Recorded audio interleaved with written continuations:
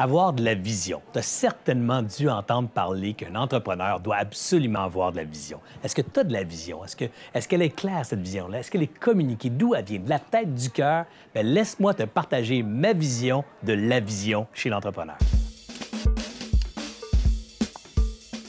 Quand on est entrepreneur, on part une entreprise pour une raison fondamentale, une raison qui vient des tripes, une raison qui nous appartient, une raison très personnelle de partir ce projet-là, de mettre ça en forme, cette entreprise-là. Ça s'appelle la vision de l'entrepreneur. Ça s'appelle, pour moi, la raison d'être du projet, le pourquoi du projet. Et ça, c'est fondamental parce que c'est la motivation première de l'entrepreneur. C'est cela qui va vous aider à franchir tous les obstacles que la vie d'entrepreneur vous réserve, particulièrement dans les premiers mois ou les premières années. Ensuite, l'entreprise va grandir et il y a comme une scission qui s'installe, c'est-à-dire que la vision initiale de l'entrepreneur se transpose à l'entreprise. C'est comme si l'entrepreneur a mis au monde un bébé qui est devenu adolescent et bientôt jeune adulte, et ce bébé-là doit maintenant avoir sa propre vision, sa propre raison d'être. Évidemment, vous ne serez pas étonné d'apprendre que la raison d'être de l'entreprise n'est pas bien loin de la raison d'être initiale de l'entrepreneur.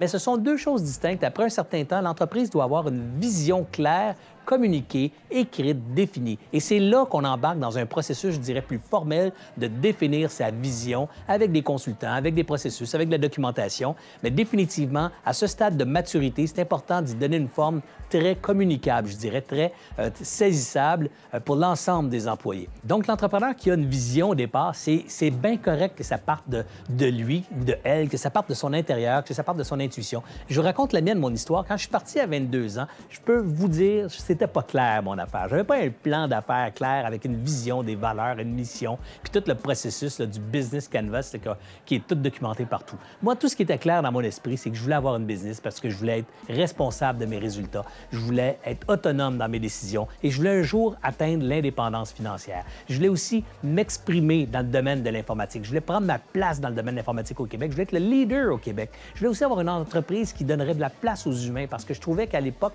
les employés étaient souvent galvaudés, étaient numérotés dans les organisations. Moi, je voulais une entreprise où chacun avait un nom, un prénom, que quelqu'un avait un rôle à jouer et il serait reconnu pour son rôle. Donc, je voulais créer une entreprise humaine, à dimension humaine, avec des valeurs humaines importantes. Ça, c'était ma vision. Mais vous ne serez pas étonné d'apprendre que quand on s'est assis, toute la gang, un peu plus tard, 7, 8 ans, peut-être 5, 6 ans plus tard, pour définir la vision, la raison d'être puis la mission, bien, ce qu'on retrouvait dans la raison d'être et la vision, c'était exactement ces idées-là qu'André et moi, on partageait quand on a créé 3Soft. Toi, Nicolas, l'entrepreneur, toi, Marianne, l'entrepreneur, pose-toi les 3 questions suivantes. Est-ce que j'ai une vision claire? Est-ce que je suis capable de la formuler, cette vision-là? Et surtout, est-ce que je peux la nourrir? Est-ce que je peux la faire évoluer dans le temps?